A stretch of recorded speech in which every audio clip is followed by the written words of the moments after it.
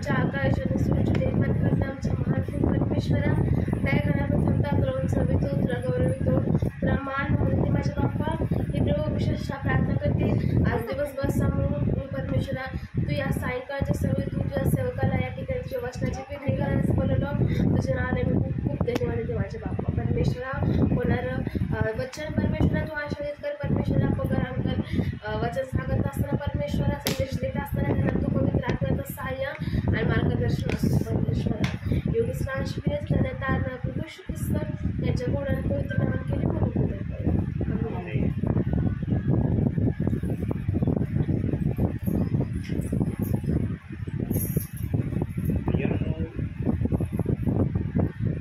देवाचा आत्मा त्या समयामध्ये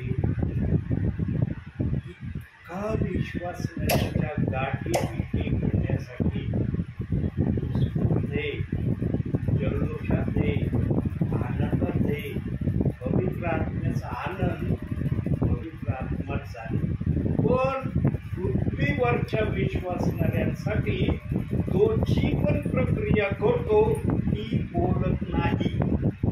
मी तुम्हाला रिअल खरं सांगतो आज सकाळपासून मी इतका बिझी होतो मला अनेकांचे फोन आले सगळ्यांना म्हटलं आज मला येता येणार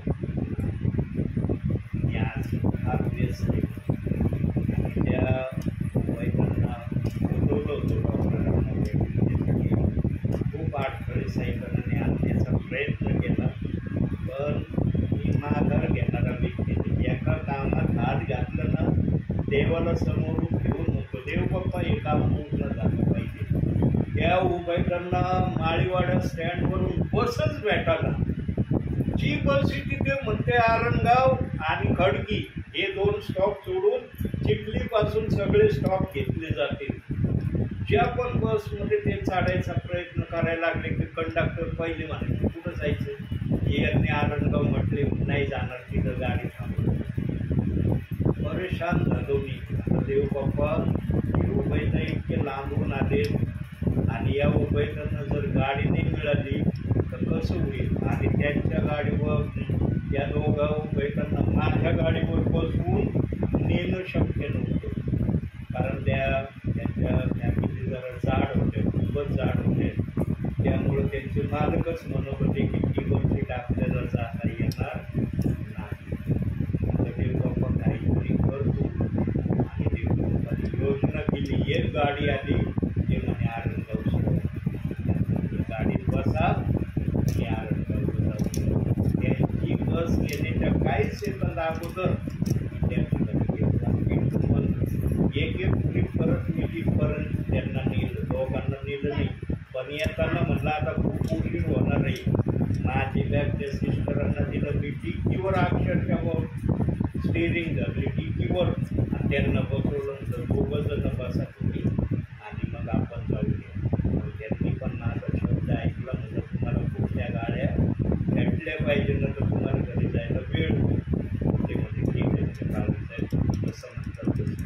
मग येताना मात्र त्या डॉक्टरांच्या ठिकाणापासून स्टँडपर्यंत त्यांना गाडीवर आणि आता ते पोचले असतील घरी त्यांचा फोन येऊ नये म्हणून मी सायलेंट मोडवर मोबाईल ठेवले झाले. 6:30 वाजता मी घरी आलो म्हणलं आज माझा आज मला जायला देवघर पाठ करणे आणि पाऊस आला म्हणजे फार मोठा नाही आला झिमझिम पाऊस आला वर्षा पापुद्रचा ओला झाला. 6:45 देव बाप्पाने दाखवलं बाळा तुला मुताळ्याला जायचं म्हणलं प्रभू हे काय तू दारात केलं तुला आमच्या तुम्हाला सेवेला जा म्हणतो दरवाज्यात काय म्हणलं त्यांच्या इथं जायचं म्हणलं ना फार मोठेचं त्यांचा रोड आहे सगळा चिखल होतो पाणी होतो कसं जायचं तुझ्या दासाची फजिती करायची असली तर कर मी जायला तयार आहे पण माझी इच्छा आहे की पाऊस जर तू नाही पाठवलं ना मी जायला तयार आहे आणि जर पाठवलं ना तिथूनच मी गाडी रिवर्स घेईन. तू माझा शब्द ऐकत नाही मग मी कशाला तुझं काम पूर्ण करू. तू पाऊस थांबव मी सेवेला जाऊ. आतापर्यंत पाडाय का पाऊस म्हटलं मी घरी गेल्यावर तुझी इच्छा असेल ना तुला काय पाऊस पाठवायचा पाठव मी आपण देवबाप्पाला शब्द बोलतो ना, देवबाप माझा ऐकतो. कारण मी हे बघा, ज्याच्या त्याच्या आचरणाप्रमाणे देवबाप प्रत्येकाला द्यायला असे समर्थ आहे. इथं समर्थ आहे, वरही समर्थ आहे. आज जो विचार तुम्हाला सांगणार आहे ना, इतका ब्रिलियंट छोटासा विचार आहे. पण त्या विचारा अगोदर आपण आज मोनाताईचा बर्थडे आहे ना, मोनाताईंना जर विश केलं नाही आणि याच्यामधून जर आवाज सर्वत्र गेला नाही तर देवबाप म्हणजे का रे, तुला बाळाचा विश करायला भीती वाटत होती का? रेकॉर्डिंग चालली म्हणून तुला भीती वाटली? अरे नको, बोललो तर पूर्ण महाराष्ट्र ऐकत, पूर्ण महाराष्ट्र मोनाताईसाठी प्रार्थना करते, विश करतो. बाळा, नवीन वर्ष, नवीन वर्षाचा पहिला दिवस तुला फार आशीर्वादाचा, उमेदीचा, आशीर्वादाचा, समृद्धीचा, भरभराटीचा जाऊ इथल्या वर्षात जीवनाची. आपण पाहूया, एक विचार मी सांगितलं ना, काढूया आता विचार वेळ नाही घेणार आपण. यॉन वर्तमान 5वा अध्याय 27 आणि तो मनुष्याचा पुत्र आहे, या कारणास्तव न्यायनिवाडा करण्याचा अधिकारही त्याला दिला. बघा काय शब्द आलाय, मनुष्याच्या पुत्राला न्यायनिवाडा करण्याचा अधिकार दिलेला आहे. काही जणांना माहिती नाही प्रियांनो, न्यायाच्या प्रक्रियेमध्ये देखील पिता आणि पुत्र या दोघांमध्ये एक जण न्याय करणार आहे असं म्हणतात. परंतु इथं स्पष्ट वचन सांगितलंय की अधिकार कुणाला दिलाय? पुत्राला दिलाय. 22वं वचन वाचवायला याचा अध्यायचं. पिता कोणाचाही न्याय करीत नाही, तर न्याय करण्याचे सर्व काम त्याने पुत्राकडे सोपवून दिले. बघा, बाळक वर्ग आपल्या समायामध्ये, सिस्टर वर्ग आपल्या समायामध्ये, ब्रदर वर्ग आपल्या समायामध्ये माझ्या विचाराला गलित रीतीने माझ्या विश्वासणाऱ्याला सांगतील म्हणून पुरावा देऊन ठेवलाय. पिता कोणाचा न्याय करत नाही, तर न्याय करण्याचे काम त्याने पुत्राला सोपवले. आता एवढा ठाम शब्द जर देवबाप्पाच्या आत्म्याने पुत्राविषयी वापरला, आज पुत्र आणि पिता याच्यामध्ये गोंधळ आहे. आजचे विश्वासणारे, आजचे सेवक पिता आणि पुत्र याला एक मानायला तयार नाही. त्यांच्यामध्ये दोन होतात, पण देव दोन मानित नाही. देव म्हणतो दोन नाही, ते एकच आहे. पिता येशूमध्ये आहे आणि येशूमध्ये पिता आहे. हे एकमेकाचे विचार जे करतात तेच मी करणार आहे. आणि त्या विचारातून पित्याने व्यक्त केलंय की पुत्राकड न्याय करण्याचा सर्व अधिकार दिलाय. आज प्रभू येशू ख्रिस्ताच्या नावाने बाप्तिस्मा घ्यायला सांगितलंय ना, सांगितलं ना प्रेषित 2:38 वचनात प्रभू येशू ख्रिस्ताच्या नावाने बाप्तिस्मा घ्या. तिथं उल्लेख आलाय का बापाच्या नावाने बाप्तिस्मा घ्या? दिलाय का अशा शब्द? का नाही दिला? बघू याचा पुरावा. 10वा अध्याय योहान 30वे वचन. योहान 10वा अध्याय 30वे वचन. मी आणि पिता एक आहोत. यामुळं बापाच्या नावाने बाप्तिस्मा होऊ नये म्हणून वचन ठेवण्यात आलं नाही. पवित्र आत्मा जी पण भाषा बोलल, जे पण विचार सांगल, त्याला वचनाचा पुरावा असतो. आणि जो सेवक वचनाच्या पुराव्याने बोलत नाही वचनातून, तो संदेश समजून घ्यायचा पवित्र आत्मेतून नाही. तो संदेश बुद्धीच्या विचाराचा चाललेला आहे. पवित्र आत्म्यातून आलेला संदेश पवित्र आत्म्याचं वचन आणि विचार दोन्ही पण प्रकट करतो. एवढ्या एका अध्यायामध्ये आपलं योहान 5व्या अध्यायामध्ये 5 प्रकारचे न्यायाविषयीचे वचन आले. एकच अध्यायामध्ये पण 2 वचन एकाच स्वरूपाचे आलेत की न्याय करण्याचं पुत्राला सोपवण्यात आलंय. आणि 27व्या वचनात सांगितलंय त्याने त्याला न्याय करण्याचा अधिकार दिला आहे. अशा स्वरूपाचं पहिलं वचन आपण ऐकलं. प्रियांनो, 3 वचनांमध्ये देव बाप्पाने वेगवेगळ्या 3 प्रक्रिया ठेवल्या. इथं मात्र न्याय प्रक्रिया त्या वचनातही ठेवली, पण न्याय प्रक्रिया वेगवेगळ्या स्वरूपाची ठेवली. आणि 3 वचनाची न्याय प्रक्रिया आपण पाहिली तरी तुम्ही या ठिकाणी थांबणार आहे. आज फार मोठा संदेश देण्याची इच्छा पवित्र आत्मा ठेवत नाही, म्हणून मी पण जास्त बोलण्याचा प्रयत्न करणार. बघूया, एक वचन काढू आता. 30वं वचन बघा आता, 5वा अध्याय. योहान 5वा अध्याय 30वं वचन बघा. तिथं काय म्हणतोय आता? न्यायाविषयी बरं का. मला स्वतः होऊन काही करता येत नाही. जसे मी ऐकतो तसा न्याय निवाडा करतो, आणि माझा निवाडा यथार्थ आहे, कारण मी स्वतःच्या इच्छेप्रमाणे नव्हे, ज्याने मला पाठविले त्याच्या इच्छेप्रमाणे करण्यास भागतो. बघा, येशू ख्रिस्त आपला प्रामाणिकपणा या ठिकाणी व्यक्त करतोय की त्याने फुल अधिकार दिलाय पुत्राला, पण इथं पुत्र पित्याचा सन्मान करताना आम्हाला दिसत आहे की मी न्याय निवाडा जे करणार आहे तो माझ्या मनाचा नाहीये. जरी पित्याने मला सर्व अधिकार दिलाय, तू जे करशील तसंच होणार, पण मी पण पित्याच्या दायरामध्ये राहून न्याय करणार आहे. जे पित्याला न्याय मान्य होईल तोच न्याय मी विश्वासणाऱ्याचा करणार आहे. याला म्हणतात नम्रतेचं वागणं, पित्याच्या आखणीमध्ये राहणं, पित्याची योजना समजणं आणि पित्याच्या इच्छेप्रमाणे ती करून दाखवणं. हीच प्रक्रिया परिवारामध्ये पण असली पाहिजे. वडिलाच्या अधीनमध्ये आपल्या मुलांनी असलं पाहिजे. येशू ख्रिस्त जर आपल्या पित्याच्या आज्ञेमध्ये राहिलं तर काय आज्ञा आता वाचलं ना, रेकॉर्डिंग झालं ना, याच्यामध्ये 3 गोष्टी बोलला पवित्र आत्मा. या गोष्टी आजच्या मुलाला आपल्या बापासमोर व्यक्त करायला हरकत आहे का? पण किती जण करतात आज?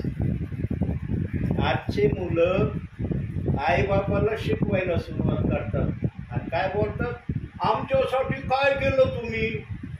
जन्म तो कुणी देतो कुणाला? जन्म दिलं म्हणजे सगळं झालं का? आमच्यासाठी किती इस्टेट तुम्ही कमवली ही सांगा आम्हाला. इस्टेट जर असली तर आमचा जन्म घेणं तुमच्या हाती योग्य आहे. इस्टेट नसल्यावर मग आजचे मुलं ही भाषा आईबापांना वापरतात. प्रियांनो, येशू ख्रिस्ताने वापरली भाषा अशी. तो तर सर्व समर्थ राजांचा राजन प्रभूंचा प्रभू होता, तरी तो आपल्या पित्याच्या आखणीमध्ये होता. याला म्हणतात नम्रतेचं जीवन. आणि जो कोणी येशू ख्रिस्ताच्या नम्रतेचं जीवन आपल्या जीवनामध्ये उतरवण्याचा प्रयत्न करेल त्याला भावी जीवनामध्ये दुःख पाहायला मिळेल का? देवाचा आत्मा त्याला दुःख दाखवेल? अहो, जो कोणी असं वागण्याचा प्रयत्न करेल ना, जे काही संकट, जे काही दुःख त्याच्याकडे येणार आहे ना, प्रभू लगेच दूत पाठवून म्हणून ते संकट आणि दुःख थांबव. माझ्या लेकरापर्यंत ते आलं नाही पाहिजे. माझ्या लेकराला झळ काय विचार देखील त्याचा आला नाही पाहिजे. पण अशी परिस्थिती आज किती परिवारात किंवा किती विश्वासणाऱ्यांमध्ये दिसते. यांनो, आत्मा आपली भाषा आपल्या विश्वासणाऱ्यांना चांगलं बनवण्याच्या हेतूने बोलतो. संदेशातून पवित्र आत्मा कोणाला बिघडवण्यासाठी बोलत नाही. पवित्र आत्मा कोणाला टोचणी देण्यासाठी बोलत नाही. पवित्र आत्मा कोणाचं हृदय खिन्न करण्यासाठी बोलत नाही. पवित्र आत्मा कोणाच्या भावनेशी खेळत नाही. आज बघतात ना तुम्ही चर्चमध्ये कसे संदेश चालले. एखादा पाळकाच्या विरोधामध्ये एखादा विश्वासणारा असला ना, एखादं कोण टोमनं पाळक मारल्याशिवाय राहत नाही. आणि ती फुंगाट फक्त त्याला कळते जो त्यांच्या विरोधात आहे, बाकीच्यांना कळत नाही. पण जो XYZ त्या विरोधात असेल ना, त्याला ताबडतोब फुंगाट पोचली जाते. किंवा एखादा देवाचा सेवक एखाद्या देवाच्या सेवकाच्या विरोधामध्ये अख्ख्या मंडळीला सांगून राहतो. बोलत तर नाही, पण बोलल्याशिवाय राहत नाही. तेव्हा त्यातनं काहीतरी एक वाक्य आहे, आता मला आठवण ते आठवलं तर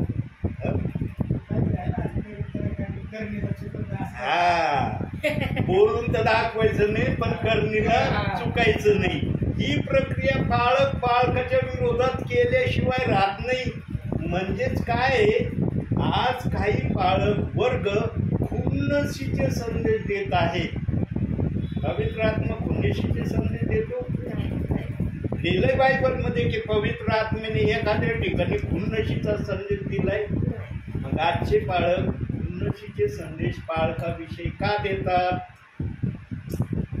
यांनो, अंतिम समयामध्ये देव बाप इथं दुधाचं दूध आणि पाण्याचं पाणी करणार आहे. जो ऐकून शहाणा होईल आणि आपला रस्ता चेंज करेल ना, त्याला वरती फार मोठं प्रतिफळ मिळणार आहे. पण जो कोणी इथं ऐकूनही शहाणा नाही होणार ना, देव म्हणजे माझा दास माझ्या पवित्र आत्म्यातून सांगत होता, तू आपल्या जीवनाची सुधारणूक केली नाही. पण कधी कधी काय होतं, एखाद्याला वाटतं अरे ते जातात ना, संदेश देतात, आमच्याच विषयी बोलतात. पवित्र आत्मा खुन्नसीचं नाही बोलत, पवित्र आत्मा सुधारण्याचं बोलतो. मला सांगितलं ना, मी आल्याबरोबर मी संदेश तयार केला नाही, पण देवाने एक विचार मला दाखवला आणि तो अध्याय माझ्यासमोर प्रभूंनी ठेवला. मला देव बाप्पा तुला याच विचारातून बोलायचंय ना, मी बोलायला तयारी, तुला जसं सांगायचं तसं सांग. मी जर हरकत घेतली ना बोलायला, मला फाटका बसतो. मी देवाच्या आत्मेतून आलेला शब्द बोलायला घाबरत नाही प्रियांनो, कारण देव सुधारण्यासाठी बोलतो, देव बिघडण्यासाठी बोलत नाही. आम्ही जर सुधारलेले असतो तर कशाला मग देवाला पवित्र शास्त्र द्यावं लागलं असतं? एदेन बागेत आदमाने फळ खाल्लं नसतं तर मला नाही वाटत हे पवित्र शास्त्र देव बाप्पाला आम्हाला देण्याची गरज पडली असती. कारण वाईट जगात आलंच नाही, माणसात आलं नाही, तर देवाने कशाला त्याच्या मनातल्या या रहस्याच्या गोष्टी, गुजाच्या गोष्टी, सांकेतिकच्या गोष्टी सांगितल्या असते का आम्हाला? पण मनुष्याने देवाची इच्छा भंग केली आणि ती देवाची इच्छा सारखी भंग होत राहू नये. सैतान नेहमी प्रेशर टाकीत राहील की देवाविरुद्ध चला, देवाविरुद्ध चला. आज काय करतोय सैतान विश्वासणाऱ्यांमध्ये? बायबल देव बाप्पाने आम्हाला दिलंय, तरी आज सैतानाची प्रक्रिया आहे ना विश्वासणाऱ्याच्या मनामध्ये, तू असं कर, काय होत नाही. पश्चाताप केला, देव बाप क्षमा करायलाच वाचलाय. एक पाप जर तुम्ही केलं तर ते पाप परत करायची आज्ञा दिली का बायबलच्या आत्म्याने? म्हणून पेत्राला प्रश्न पडला होता. तू म्हणला, प्रभू माझा भाऊ माझ्या विरुद्ध 7 वेळेस गुन्हे करतोय, पाप करतोय, मी त्याला किती वेळेस क्षमा करावं? येशू ख्रिस्त म्हटलं 70 वेळा क्षमा कर. 7 वेळेस क्षमा केला असलं ना, भविष्यात त्याने आणखी तुझ्या विरुद्ध वागलं ना, त्याला 70 वेळा क्षमा कर. आज आमच्यामध्ये ऐकत वृत्ती नाही. मी जरी लय बोलतोय पोपटासारखं आहे तुमच्या इथं, पोपटासारखं जरी मी लय बोलतोय पवित्र आत्मेतून, पण माझ्यामध्ये पण ती वृत्ती नाही. हे माझं सांगतो प्रियांनो, मी असं नाही म्हणत तुमच्यामध्ये वृत्ती नाही आणि माझ्यामध्ये ती वृत्ती आहे. मला पण सुधारण्यासाठी हा शब्द आहे. प्रियांनो, जो पण सेवक संदेश देतो ना, प्रथम तो संदेश त्या सेवकासाठी असतो. मग तो टोचणीचा असू द्या, उन्नतीचा असू द्या, या अन्य कशाचा असू द्या, प्रथम त्याला शब्द का त्याला? कारण त्याच्या मुखातून ते बाहेर निघते. पण ते पवित्र आत्म्यातून असलं तर त्याच्यासाठी. तो जर बुद्धीचा बोलत असला ना, मग ते त्याच्यासाठी नाही, ऐकणाऱ्यांसाठी. कारण त्याच्या बुद्धीने निर्णय घेतलेला आहे की मी जे बोलणार आहे ऐकणाऱ्यांसाठी, माझ्यासाठी नाही.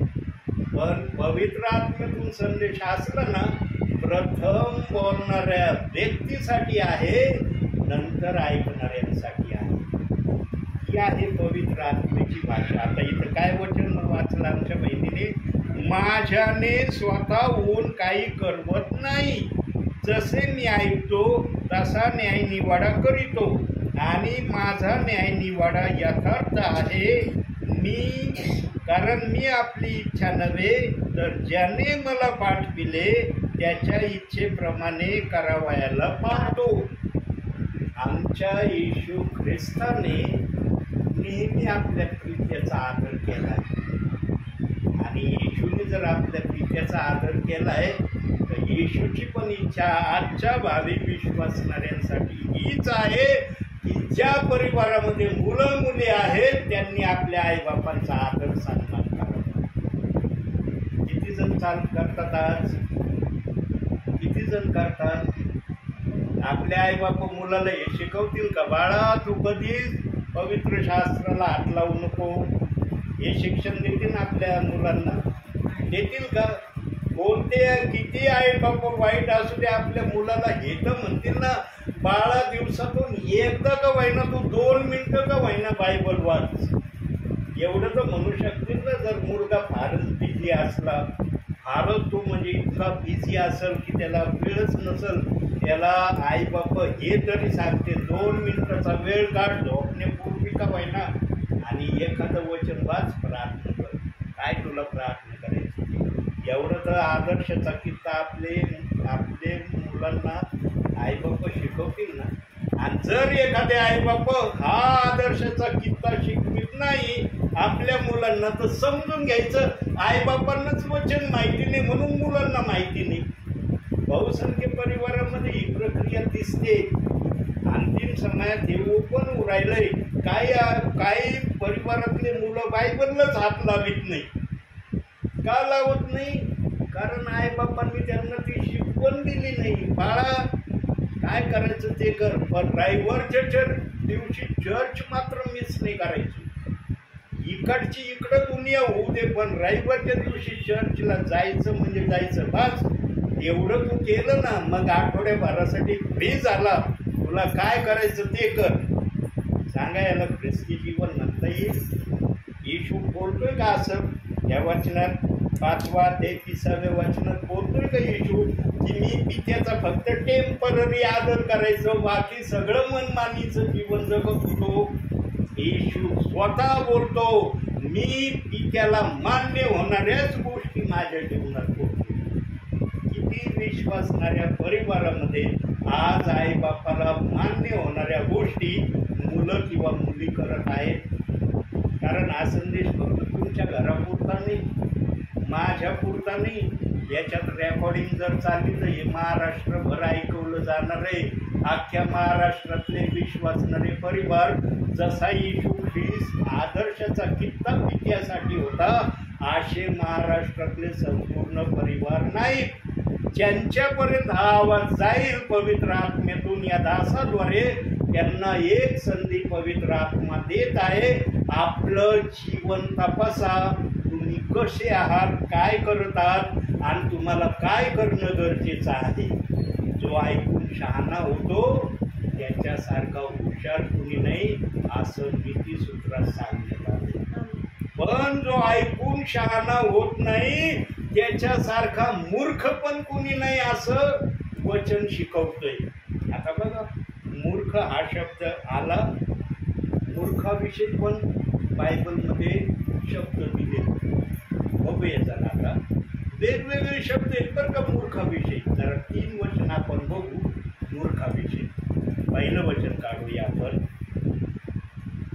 पहिले करंथीकाराचं पत्र 1 अध्याय 27 वचन.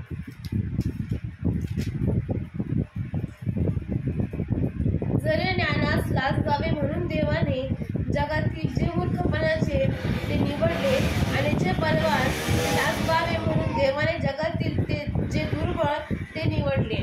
बघा ज्ञानी लोकांना लाज पावे म्हणून देवाने मूर्ख लोकांना निवडलं. पहिल्या वचनात ही भाषा मूर्खाबद्दल सांगण्यात आली. आता दुसऱ्या वचनात बघा मूर्खाविषयी कसं पवित्र आत्म्याने शब्द चेंज केला. काढूया आपण त्यासाठी मत्तेकृष्ण वर्तमान 5वा अध्याय 22वा वचन. 5वा अध्याय 22वा वचन.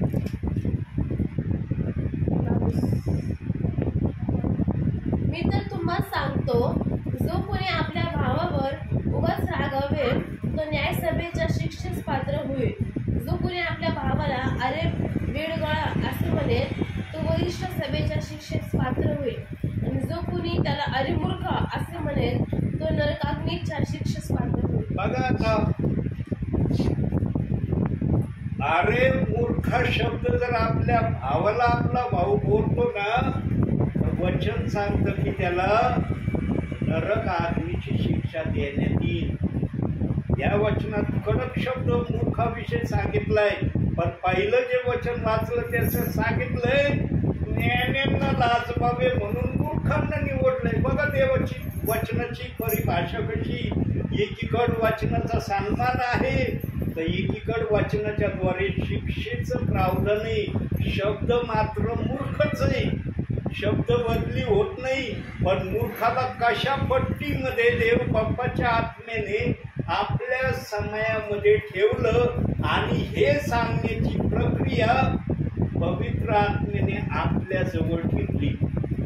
आज बघा देवाचे सेवक, ब्रदर, सिस्टर, मूर्ख म्हणलं ना, वेगवेगळ्या प्रकारे मूर्खाची परिभाषा विश्वासणाऱ्याला सांगतात, परंतु पवित्र आत्म्याजवळ मूर्खाला सांगण्याची परिभाषा त्याच्या शब्दाप्रमाणे आहे. आता एका ठिकाणी लाजवावं ज्ञानानं म्हणून, एका ठिकाणी मूर्ख बोलला म्हणून नरक अग्नीत जाण्याची प्रावधान आहे. आता तिसरं वचन बघू. तिसऱ्या वचनात मूर्खाविषयी पवित्र आत्मा काय भाकीत करतो त्यासाठी काढूया पहिले कर्मचाऱ्याचं पत्र, 3रा अध्याय 18वं वचन. कोणी स्वतःला फसवून घेऊ नये, या युगाच्या दृष्टीने आपण ज्ञानी आहोत असे जर तुमच्यापैकी कुणाला वाटत असेल तर त्याने ज्ञानी होण्याकरिता मूर्ख व्हावे. बघा आता इथं काय म्हणतंय, एखादं जर ज्ञानी, अरे मी वचनाचा फार ज्ञानी आहे, मी फार वचनाचा अभ्यासक आहे, वचनात मी घडून गेलोय, वचनात मी मुरून गेलोय, वचनासारखा अभ्यास माझ्यासारखा इतरांनी केला का नाही मला माहिती नाही, पण मी केला हे मला माहित आहे, असं त्यांनी स्वतःच्या मनामध्ये अभिमान बाळगावा नाही. म्हणून काय सांगतोय वचन, ज्ञानाने मूर्ख बनावं. बघा आता देवाचं बोलण्याची परिभाषा, एका मूर्खातून अग्निदंडाकड, एका मूर्खातून ज्ञानाला लाजवण्यासाठी, आणि एकातून ज्ञानाने मूर्ख बनावं. बघा कशी भाषा आहे, एका शब्दाला घेऊन पवित्र आत्मा बोलतो. म्हणून मी तुम्हाला नेहमी सांगतो की बायबलच्या आत्म्याने 5 भाषे किंवा 5 सांकेतिक भाषेमध्ये हे बायबल ठेवलंय. रूपकामध्ये, पूजामध्ये, रहस्यामध्ये, वाणीमध्ये, आणि 5वा प्रकार माझ्या लक्षात येणं, अशा 5 तऱ्हेमध्ये देवाच्या आत्म्याने या बायबलला रूपकामध्ये बायबल विश्वासणाऱ्यासमोर प्रकट केला आहे. शब्द एकच, मूर्ख हा शब्द, पण मूर्ख शब्द मला 3 वचनं देव बाप्पांनी दाखवले. काही जण शब्दकोशमध्ये बघतात, मूर्ख म्हटलं की मूर्खाचे किती वचन आहेत. आता मी काही शब्दकोश बघितलेलं नाही, इथं मी तुम्हाला वचन सांगतोय, पण देवाने मला 3 वचनं दाखवले. देवाच्या आत्म्याने 3ही वचनं मी तुम्हाला दाखवले. मूर्ख हा शब्द आला म्हणून दाखवला. आपला विषय हा नाही, आपला विषय न्याय होणं ही प्रक्रिया आहे. म्हणजे येशू आपल्या भावी जीवनामध्ये या 3 गोष्टी ज्या मूर्खाविषयी मला पवित्र आत्म्याने दाखवल्या, या एकाही गोष्टीमध्ये येशू ख्रिस्ताने स्वतःचा अभिमान प्रकट केला नाही. मग वेगवेगळ्या तऱ्हेचे मूर्खाचे परिभाषा त्या ठिकाणी व्यक्त केली.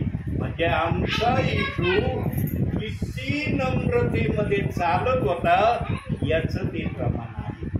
आता आणखी एक वचन न्यायाच्या प्रक्रियेत आहेत ना आपण, आता काढूया त्यात यॉन वर्तमान 5वा अध्याय 29वं वचन बघा काय म्हणतोय प्रभू. याविषयी आश्चर्य करू नका, कारण कबरेतील सर्व माणसे त्याची वाणी ऐकतील आणि ज्यांनी सत्कर्म केली ते जीवनाच्या पुनरुत्थानासाठी व ज्यांनी दुष्कर्म केली ते न्यायाच्या पुनरुत्थानासाठी बाहेर येतील अशी वेळ येत आहे. बघा आता इथं मारणाऱ्या लोकांविषयी देखील शब्द प्रभूच्या आत्म्याने प्रगट केला. आपण मेलो का म्हणता येईल का आम्हाला की आम्ही मेलो? परंतु वचन काय सांगतंय, जे कबरेमध्ये आहेत, गेलेत कबरेमध्ये, त्याही लोकांनी चांगले कर्म केले का वाईट कर्म केले या गोष्टीसाठी त्यांचा न्याय निवडा होणार आहे. सांगा तुमच्यामध्ये पुनरुत्थान कोणाचं होईल? पुनरुत्थानाच्या प्रक्रियेमध्ये कोण येईल? ज्यांनी चांगले सत्कर्म केले तेच प्रथम उठवले जातील आणि ते देवाच्या दरबारामध्ये देवाबरोबर राज्य करण्यासाठी जातील. पण नंतरचे जे आहेत विश्वासणारे ते पण उठवले जाणार आहेत, पण त्यांचा न्याय होण्यासाठी. तुम्ही पृथ्वीवर देवाचे सेवक ब्रदर सिस्टर तुमच्या घरी प्रार्थनेला येत होते, संदेश सांगत असतील ते पवित्र आत्मेतून, जे पवित्र आत्म्याच्या प्रेरणेने सेवेला येतात त्यांच्याविषयी पवित्र आत्मा ही भाषा वापरतोय. जे बुद्धीच्या प्रेरणेने येतात त्यांच्याविषयी हा शब्द नाही. कारण पाऊलाने जर सांगितलं मी बुद्धीचा संदेश आत्मेचा संदेश देईल तर पाऊलाची भाषा 101% खरी आहे.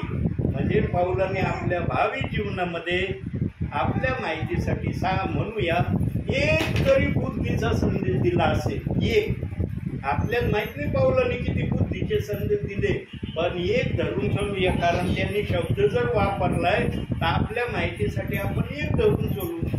एका ठिकाणी का व्हायना पाऊल बुद्धीने बोलला असेल, त्याला काय बोलायचं ते, पण आत्मेचे संदेश पाऊलाने आपल्या भावी सेवेमध्ये जास्त दिले असतील हे मान्य करावं लागतं. आणि जर आम्ही मान्य करत नाही तर पाऊलाने 13 पुस्तकं नवीन करारामध्ये दिले आहेत. यावरून तरी मान्य करावं लागेल की पाऊलाने आत्म्याचे संदेश दिले. बुद्धीचा एखादा दिला असेल आपण मान्य करूया, कारण बुद्धीची भाषा जर पाऊल वापरतो तर पाऊलाने एखादा का व्हायना संदेश दिला असेल. आम्ही काय बघायला होतो का? होते का ब्रदर तुम्ही बघायला? पाऊल बुद्धीचा संदेश किती देत होता? एक देत होता का 2? पण आपण धरूया एक दिला असेल भावी जीवनात एक. बाकीचे सगळे संदेश आत्म्यातून आले ज्यांनी सत्कर्म केले. आज काही जणांना सत्कर्म म्हणजे काय ते पण माहिती. अशी आजची विश्वासणाऱ्यांची काय अवस्था आहे.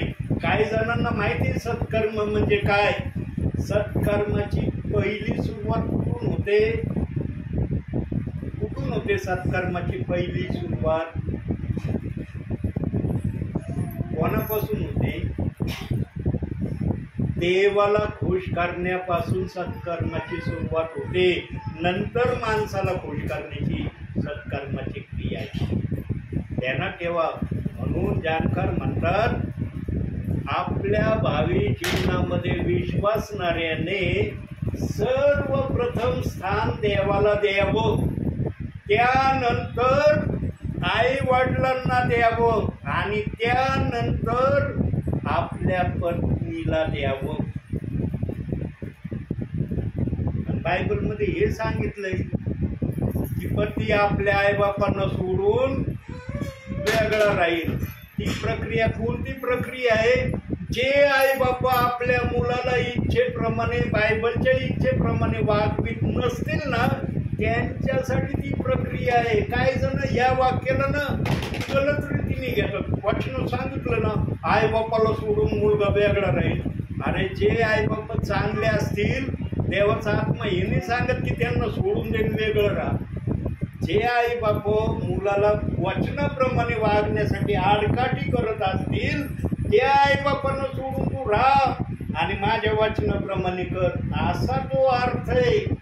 पण आज अर्थाचा बेअर्थ करून सेवकही सांगत आहे, विश्वासणारा सांगत आहे, सिस्टरही सांगत आहे. प्रियांनो, देवाचं वचन कधीच गलत रस्ता दाखवित नाही. आता दुसऱ्या भाषेत पवित्र आत्मा बोलतो. आई बापांनी मुलाला जन्म दिला नसता तर पत्नीला घेऊन राहिला असतं का वेगळा? जगातच आलं नसतं तर पत्नी कुठून भेटली असती? विचार करणं दोन्ही पैलू मध्ये वचनाला तपासलं पाहिजे. म्हणून वचन सुधारी तलवार आहे. इकडची भाषा बोलते, इकडची भाषा बोलते. त्याला इकडचं सांगणं समजतं, इकडचं सांगणं समजतं. म्हणून वचनाला नेहमी दोन अँगल मध्ये ऐकत जातो. आणि जो सेवक आत्मेच्या प्रेरणेने येतो ना, पवित्र आत्मा एखाद्या ठिकाणी का व्हायना दोन अँगल मध्ये एखादा विचार का व्हायना विश्वासणाऱ्याला सांगितल्याशिवाय राहत नाही. का नाही? कारण विश्वासणारा वचनामध्ये मजबूत व्हावं ही पवित्र आत्म्याची इच्छा आहे. पण आज किती जण वचनात मजबूत होण्याची इच्छा ठेवतात? किती सेवक आज विश्वासणाऱ्याला, मंडळीला, चर्चला मजबूत करण्याचे संदेश देतात. आजचे संदेश, आजच्या वर्तमान काळाचे संदेश फक्त शारीरिक आशीर्वादाचे चालले ठिकठिकाणी. तुम्हाला हे भेटन, तुम्हाला ते भेटन, तुमचं असं होईल, तुमचं तसं होईल. तुम्ही जगात नाही राहिले तर मग ते कुणाचं? तुम्हाला गाडी भेटन, बांगला भेटन, ऐशो आराम भेटन, चांगलं चांगलं खायला भेटन, कपडे चांगले मिळतील, पण तुम्ही जगात नाही राहिले तर ते कोण करणार? म्हणून देवाला प्रथम स्थान असलं पाहिजे प्रियांनो. आणि बायबलचा आत्मा सांगतो, जो मुलगा, जी मुलगी आपल्या आईबापाचा सन्मान करते, ती मुलगी किंवा तो मुलगा भावी जीवनामध्ये कधीच दुःखातून जाणार नाही. दुःख तो कधी पाहणारच नाही. हा छुटफुट दुःख पाहिल, पण असं दुःख तो पाहणार नाही ज्या दुःखाची त्याने कधी आठवणही केली नसेल, ध्यानातही आणलं नसेल. ते दुःख कधी त्याच्यावर येणार नाही. म्हणून प्रियांनो, वधस्तंभावरच्या त्या 2 चोरांनी कोणते चांगले काम केले होते हो? कोणतं चांगलं काम त्यांच्या नावावर होतं? त्यांच्या नावावर जर एखादं चांगलं काम असतं ना, तर जगित न्यायाधीशांनी त्यांना मरणदंडाची शिक्षा दिली असती का? त्यांच्या नावावर एकही चांगलं काम नव्हतं. म्हणून जगित न्यायाधीशांनी मरणदंडाची शिक्षा त्यांच्यासाठी दिली होती. पण आमच्या येशूने त्यांची मरणदंडाची शिक्षा आशीर्वादामध्ये बदलण्याचं ठरवलं. पण एकाला ते समजलं, एकाला समजलं नाही. हीच प्रक्रिया आज परिवारात चालली. काही जण परिवारातले ऐकतात, काही जण म्हणते मला ऐकायचं नाही, मी माझ्या मनाचा मालक आहे, मनमानीचं जीवन करतो, मला नाही तुमच्या आखणीमध्ये राहायचं. यानो, जो देवाच्या भयात, देवाच्या वचनात असतो ना, तो कधीच अशी भाषा वापरत नाही. देव बाप्पाने मला 5:45 दाखवलं. मी म्हणू शकत होतो देव बाप्पा सकाळपासून मी काय केलंय, किती सकाळपासून फिरलोय, काय काय मी त्रास घेतला. तुला तर दिसलं ना, कुणाला नाही दिसलं तरी मला तू म्हणतो ब्रह्मतळ्याला जायचंय आणि पाऊसही पाठवलं. म्हणलं या अशा पावसात जाऊ का? म्हणलं माझी फजिती करायची दिवसभर, एकदम मी किती काय दाटलोय. आता या पावसामध्ये मला सेवेला पाठवायची तयारी. मग मी बोललो, पाऊस नसला पाठवीत ना, मी जायला तयारी. जिथं पाऊस मला लागल ना, गाडी रिवर्स घरी येईल म्हटलं, मी नाही जाणार पुढं. आणि सांगितलं जोपर्यंत मी प्रार्थना घेऊन घरापर्यंत जात नाही तोपर्यंत पाऊस आला नाही पाहिजे. आतापर्यंत पाऊस आलेला नाही. संदेश सांगण्यापर्यंत पाऊस दिसतोय का? पाहिलं का तुमच्या अंगणात की पाऊस आलाय म्हणून? किती वाजले आता? 9:15 होत आले. 9:15, 9:42 झाले. अजून 5 मिनिटात फिनिश करतो मी. यानो, जो सेवक प्रामाणिकपणे चालण्याचा प्रयत्न करतो ना, देवाचा आत्मा त्याला पण काही बोलण्यासाठी प्रेरणा देतो. यानो, कोणतं सत्कर्म पाहिले? आमचा येशू कबरेत असणाऱ्यांचा देखील सत्कर्माप्रमाणे, दुष्कर्माप्रमाणे न्याय करणार आहे. आता आम्ही भावी जीवनामध्ये जगत आहोत. आम्हाला सत्कर्मामध्ये चालायचंय का दुष्कर्मामध्ये चालायचं हे ठरवण्याचं तुम्हाला अधिकार आहे। इथून मागे जे झालं असेल प्रभूंना आठवणाऱ्या समुद्र टाकून देईल, पण ऐकल्यानंतरही पण जर दुष्कर्मामध्ये चाललो तर मग सांगा प्रभू, हयात असताना जर आम्ही जिवंत असलो किंवा आम्ही कबरेमध्ये गेलेलो असलो, आमचा न्याय कसा होईल? कोणाला वाटतं माझा न्याय वाईट व्हावा? आहे का? कोणी करा बरं की माझा न्याय वाईट व्हावा म्हणून मी जगात आहे। एकाची अपेक्षा नाही की वाईट न्याय व्हावा, माझा देखील होऊ नये। मी जरी लय बोलतोय ना पोपटासारखा, पण माझं पण न्याय असं होऊ नये, माझा न्याय चांगलाच व्हावं ही अपेक्षा आहे। आता आणखी एक वचन, शेवटचं वचन, आता 24वं वचन, 5 अध्याय 24। आता हे अतिशय गोल्डन वचन नाही। मी तुम्हाला खचित सांगतो, जो माझे वचन ऐकतो आणि ज्याने मला पाठविले त्याच्यावर विश्वास ठेवतो त्याला सार्वकालिक जीवन प्राप्त झाले आहे आणि त्याच्यावर न्यायाचा प्रसंग येणार नाही, तो मरणातून जीवनात पार गेला आहे। काय सांगितलंय या वचनात? प्रामुख्याने 2 गोष्टी सांगितल्या। कोणत्या? सार्वकालिक जीवन आणि न्याय होणार नाही। पण या 2 गोष्टी कोणत्या गोष्टीला प्रभावित करतात किंवा दर्शवतात? जो वचन ऐकतो त्याच्यासाठी येईल, सर्वांसाठी नाही। जे वचन ऐकतो त्याप्रमाणे करण्याची प्रक्रिया दाखवतो त्याला सार्वकालिक जीवन प्रथम बक्षीस, दुसरं त्याचा न्याय होणार नाही। सांगा, तुम्हाला स्वर्गात जाण्याची आशा आहे का नाही? आशा न्यायावर नाही जायचं, घेतलं तर वावा, नाही घेतलं तर वावा, आशा विश्वासाने आम्ही जगात चाललो। आहे का कोणता विश्वास करायचा? प्रियांनो, देवाचा आत्मा त्याच घरामध्ये जाण्याची अपेक्षा करतो ज्या घरावर देव बाप करतो। त्याला ठेवा, जगातल्या लोकांनी जरी तुमच्यावर प्रीती नाही ना केली त्याच्याकडे दुर्लक्ष करा, पण देवाने जर तुमच्याकडे दुर्लक्ष केलं ना, मग ती खतऱ्याची घंटी तुमच्यासाठी आहे हे समजून घ्यायचं।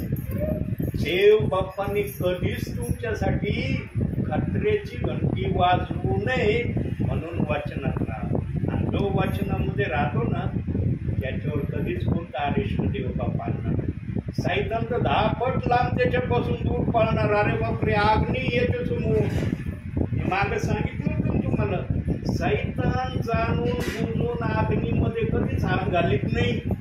तो एवढा वाईट आहे तरी त्याला एवढं कळतं की अग्नीमध्ये हात घालणं चुकीचं आहे, आणि जे दुष्टात्मी त्याने आकाशात ठेवले त्यांना पण ताकीद देऊन सांगितलंय, अग्नीची प्रार्थना, अग्नीचा संदेश जर आला ना तो अडवू नका, त्याच्यात जर हात घातला तर जळून खात होता तुम्ही। म्हणून दुष्टात्मे पण अग्नीचा संदेश, अग्नीची प्रार्थना अडवित नाही, आणि अग्नीचा संदेश पेंटिकॉस्टच्या दिवशी पेत्राने दिलं असं बायबल प्रमाणित करतं। सांगा, पेत्राचा संदेश जर अग्नीचा आहे आणि आजचा विश्वासणारा जर अग्नीचा संदेश ऐकत नाही तर त्याचा न्याय प्रभूच्या दरबारात कसा होईल? आजचा विश्वासणारा समजायला तयार नाही, आणि विश्वासणाऱ्याने ते समजू नये म्हणून पाळक आणखी भर टाकायला जातात। एखादं जर जात असलं ना ते वचन सांगायला, कशाला येऊ देता, कशाला तो संदेश ऐकता? मी काय भरपूर नाही सांगत का तुम्हाला? तुम्हाला ते ऐकण्याची अपेक्षा होते प्रियांनो। म्हणून बायबलचं वचन सांगतं संदेशाचा धिक्कार करू नका। पण आज कोण संदेशाचा धिक्कार करण्याविना राहतोय? त्याला वाटतं माझा संदेश फक्त, माझा संदेश, बाकीच्यांचा नको। ही प्रक्रिया तर चर्चमध्ये पण दिसते। काही सेवकांना तर संधी देव देण्याची संधी देत नाही दुसरा पाळक, आपलाच संदेश, आपलाच संदेश, तुम्ही या चर्चला, पण तुम्हाला बोलण्यासाठी मी संधी देणार नाही। यांनो, हर सेवकांनी एक गोष्ट लक्षात ठेवली ना, जगामधले विश्वासणारे ही देवाची प्रॉपर्टी आहे, आणि त्या प्रॉपर्टीला सांभाळणारा मी देवाचा सेवक आहे। तो सेवक कधीच दुसऱ्या सेवकाविषयी मनामध्ये ईर्ष्या ठेवणार नाही।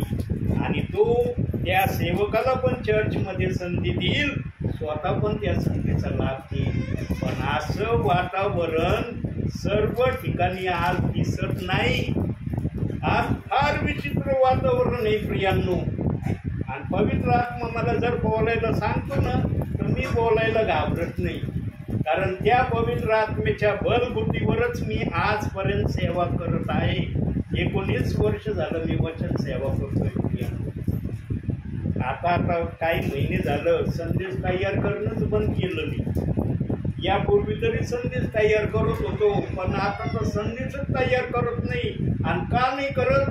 प्रेषित कोणता संदेश तयार करत होते, शिक्षक कोणता संदेश तयार करत होते, होते का त्यांच्या जवळ वया? मग माझ्या जवळ होईल.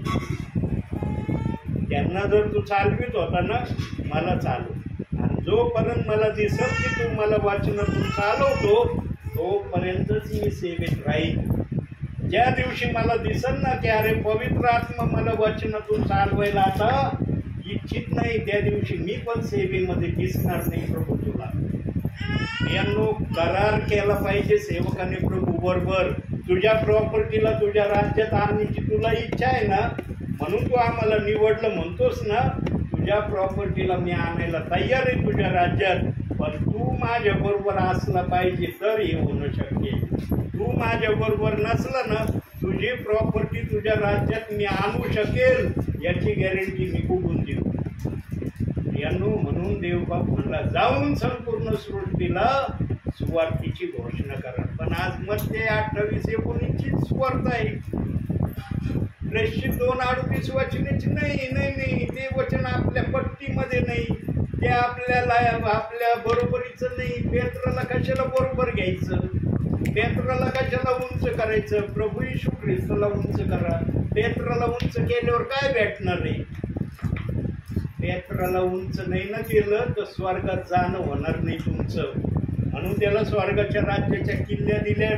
वचन घेऊन सांगितलंय विश्वासणाऱ्यांना, सेवकांना. पण ज्यांना आत्मा आहे त्यांना ती भाषा कळल, ज्यांना आत्मेची भाषा कळत नाही जाऊ द्या, पेत्र तिकडंच जाऊ द्या, येशूला घेऊन चाला फक्त. यांना आणखी एक वचन जर दाखवलं ना, तुमच्या पायाखालची जमीन सरकल. देवाच्या मनामध्ये आपल्या विश्वासणाऱ्यांसाठी काय आहे आणि सेवकांसाठी पण काय आहे प्रभूच्या मनात. पायाखालची जमीन सरकल्याशिवाय राहणार नाही. पवित्र आत्मा मला जर ते वचन म्हणतोय ना दाखव, ते वचन मी दाखवल्याशिवाय राहणार नाही. पण ते वचन मी पाठ केलंय. कोणत्या पुस्तकात ते वचन आहे हे माझ्या काही लक्षात येईल, म्हणून याच्यातून पाहून सांगणार आहे. योहान कृष्ण वर्तमान 17वा अध्याय 22वा वचन, शेवटचं वचन आता. याच्यानंतर वचन नाही दाखव. 17वा अध्याय 22वा वचन. 2 मिनिटात हे वचन एक्सप्लेन करतो, लगेच थांबतो. तू जे गौरव मला दिले आहे ते मी त्यांना दिले आहे, यासाठी की जसे आपण एक आहोत तसे त्यांनी एक व्हावे. देवाचा आत्मा एक होण्याची भाषा बोलतो. देवाचा आत्मा 2 होण्याची भाषा बोलत नाही. आज वास्तविक ख्रिस्ती जीवनामध्ये 2 प्रकारची सेवा आम्ही अनुभवतो. एक मत्ते 28:19ची सेवा, एक प्रेषित 2:38 वचनाची सेवा. पण देवाचं वचन सांगतं एक पाहिजे, एक. तिथं 2 शब्द वापरले नाही. एका पट्टीची सेवा पवित्र आत्म्याला हवी. पण आजच्या भावी युगामध्ये, वर्तमान काळामध्ये 2 प्रकारची सेवा म्हणून पाळत म्हणतात. ब्रदर तुमचा भेद कोणता आहे? मत्ते 28:19 आहे का प्रेषित 2:38 आहे? जर प्रेषित 2:38 असला मग तो आमच्या भेदाला मिळत नाही. मग तुमची शिक्षण वेगळं, आमचं शिक्षण वेगळं. मग गोंधळ होईल. आमचं शिक्षण तुमच्यात आणि तुमचं शिक्षण आमच्यात. मग आम्हालाच प्रश्न पडन, हा घ्यायचं का हा घ्यायचं? पण वचन ते बोलत नाही. वचन म्हणतं एकच घ्या, एक. 2 नाही, एकच घ्या. किती जणांना आज एक घेणं आवडते? फार गोंधळाची सेवा चालली जगामध्ये प्रियांनो. आमचे विश्वासनाटे बायबलला 2 विभागामध्ये विभागलंय त्यांनी. बोलून तर दाखवित नाहीत पण करणीला चुकत नाही. आज किती जण प्रेषित 2 आडुकीचा बाप्तिस्मा घ्यायला म्हणते, ब्रदर तुम्ही एवढे दिवस आमच्याकडे येता, इतके महिने येता, चला तुमचा एक तरी संदेश ऐकून माझ्या हृदयात उजीव पाडा, आणि मी जरी बाप्तिस्मा माझा नाही झाला पण मी मुखाने कबूल करतो, मला हा बाप्तिस्मा घेण्याची इच्छा आहे. किती जण म्हणलेत मला असं? फार थोडे जण म्हणले. इतके थोडे प्रियजन म्हणले मला हे वाक्य जे तुम्ही ऐकलं. बाकीचे म्हणले हे ब्रदर फार छान बोलतो का वचनातून, इतकं मनमोहक संदेश यांचा आहे. हा हा हा, जोपर्यंत ते बोलतात असं वाटतं आम्ही कुठं येत आणि कुठं नाही, पण बंद झाल्यावर आम्हाला वाटतं आम्ही जमिनीवर आहे. यानो पवित्र आत्मा जर उत्साह देतो ना, आनंद देतो ना, त्या पवित्र आत्म्याला निराश करू नका. मनुष्याला जरूर निराश करा. पवित्र आत्म्याला निराश केलं ना, न्यायाच्या प्रक्रियेत जावं लागेल. आणि वचन शेवटचं काय सांगतंय? तुमचा न्याय होऊ नये, तुम्हाला सार्वकालिक जीवन भेटावं. नको आहेत का या गोष्टी तुम्हाला? सांगा तुम्ही बसलं म्हणू शकता का आम्हाला सार्वकालिक जीवन नाही पाहिजे, आमचा न्याय होऊ नये, हे आम्हाला मान्य नाही? हरेकाला हेच पाहिजे प्रियांनो. आणि देवबापण हेच देण्याच्या अपेक्षेने मला या ठिकाणी आणतोय. या ठिकाणी मी वेळ घालवायला टाईमपासला येत नाही. बघा जो टाईम सांगितला होता देवबाप थोडंसं पुढं गेला. देवबाप म्हणला थोडासा वेळ गेला तर काही बिघडत नाही, तुझं काय तुझं आयुष्य कमी नाही होणार जर 5-6 मिनिटं जरा मी वर बोललो तर. यांनो समजून घ्या, देवाची भावना समजण्याची हीच वेळ आहे. प्रभू आल्यावर जर म्हणले ना, प्रभू आम्ही खूप संदेश ऐकले, आता सगळं करायला तयारी, तेव्हा प्रभू काय ऐकायचं नाही. प्रभू म्हणजे तेव्हा का नाही केलं? येण्या अगोदर का नाही केलं? मला पाहिल्यावर का तुझ्या मनात ही उत्स्फूर्तता यायला लागली? माझा दास सांगत होता प्रभू येण्या अगोदर हे करा, त्यावेळेला का तुझ्या मनाला उत्स्फूर्तता आली नाही हे करण्याची? हे तुम्ही करावं, तुम्ही देवबाप येतोय. पण आजच्या आमची संस्था, आमची मिनिस्ट्री, आमचे ब्रदर, आमचे बाळक कुठून आले? सगळी देवाची प्रॉपर्टी, ही कोणाच्या मालकीची प्रॉपर्टी नाही.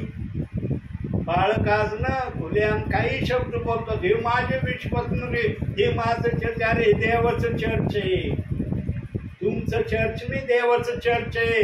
तुम्हाला त्या चर्चचा राखवालदार ठेवलंय, राखण करणारा ठेवलंय, म्हणून बाळक हे तुम्हाला नाव आहे. त्यांनी जर राखणदार आणि राखवालदार नसतं केलं, कुठले बाळक असते तुम्ही? आज लय आम्ही वेगळे शब्द ऐकतो प्रियांनो. पवित्र आत्म्याला असे शब्द मान्य नाही. येशू ख्रिस्त कधीच आपल्या भावी सेवेमध्ये पित्याच्या विरोधामध्ये किंवा पित्याला न आवडणारं वाक्य येशू कधीच बोलला नाही. पण आजचा बाळक आपल्या मंडळीला घेऊन काही बोलतोय कुणाला पण. जसं वाटत असेल त्या आत्म्याला, अरे मी सेवक बनवलं याला, हा काय बोलतो इतरांशी? यानो सेवकाची नम्रतेची ओळख ना ही असते, तो सेवक फक्त देवाला उंच करतो. खऱ्या सेवकाची ओळख ही आहे की तो देवाला उंच करतो. मग भावी जीवनामध्ये चढ उतार तर येतीलच. आदाम एवढं पवित्र असून टिकला नाही, आम्ही काही लय पवित्र आहेत का? आमच्याकडून चुका होतील देवाला कळतं, पण अग्रस्थान देवाला असलं पाहिजे. किमान सेवकाच्या जीवनातून तरी असलं पाहिजे. आणि लक्षात ठेवा, बाळक जे करतो ना तेच विश्वासणारा करणार. ध्यानात ठेवा, मेंढपाळ जसा असेल ना तसंच मेंढर त्याची बनतील. मेंढपाळ जर व्यवस्थित नसलं ना, मेंढर पण व्यवस्थित बांधणार नाही. आणि व्यवस्थित बांधावं म्हणून या दासाला देवबाप निरनिराळ्या ठिकाणी पाठवतो. हा दास वेळ घालवायला जात नाही, टाईमपासला जात नाही, मी कुठली अपेक्षा घेऊन जात नाही. फक्त देवाला म्हणतो, देव बाप्पा जिथं जाशील तू आपल्या वाचनातून आपल्या लोकांशी बोल. हे जर केलं ना तर माझ्या मनाला आनंद आणि संतोष होईल. तू जर नाही बोलला तर मी कशाला गेलो तिथं? कोण आहे मी तिथं जाणारा? मग म्हणून म्हणून ज्या पण ठिकाणी मी जातो देवाचा आत्मा माझ्याबरोबर बोलतो याची मला खात्री आहे. कुणी माझ्या संदेशाला काही पण बोलू, माझा देव माझ्या संदेशाला काही बोलत नाही ना, म्हणून मी सेवित आहे. ज्या दिवशी तो माझ्या संदेशाला काही बोलल ना, त्या दिवसानंतर मला नाही वाटत मी संदेश देणारा नाही. जवळ तो मान्यता देतोय तवर चालणार आहे ही प्रक्रिया, आणि ही प्रक्रिया माझ्याकडून व्हावी ही तुमची इच्छा नाही का? नाही इच्छा तुमची आहे का? आहे ना? माझी एक इच्छा आहे तुमच्यासाठी. तुम्ही माझ्यासाठी महिन्यातून एकदा तरी प्रार्थना करा. मी रोजची नाही तुम्हाला विनंती करेन, एकदा तरी तुमच्या बुद्धीला स्मरणशक्तीने कळलं पाहिजे, अरे त्या भल्या दासाने सांगितलं होतं महिन्यातून एकदा तरी माझ्यासाठी प्रार्थना करा. खरंच मी एकदा का होईना प्रार्थना करणार आहे. वरती फार मोठं बक्षीस याचं तुम्ही घ्या. इथं ऐकत आहात तिथं तुम्हाला पाहायला मिळणार आहे. पण आडत असलं तर पावऱ्यात येईल. आडतच नाही काय घेतलं, कुठून येईन पावऱ्यात? म्हणून इथं जमा करण्याची पुन्हा पण संधी आहे. मी असं समजू नका आम्हाला काय जमा करण्याची संधी नाही, आम्हाला फक्त बसण्याची नाही ऐकण्याची संधी. तुम्हाला पण प्रार्थना करण्याचं बहुमोल कृपादान दिलंय. प्रत्येकासाठी प्रार्थना करा प्रियांनो. असं नाही की एकाच व्यक्तीसाठी महिनाभर प्रार्थना करायची. सर्वांची नावं घ्या प्रार्थनेमध्ये. तुम्हाला ज्यांची ज्यांची आठवण देव बाप्पाचा आत्मा करून देईल. पण एकदा तरी एखाद्यासाठी प्रार्थना केल्या वाचून राहू नका.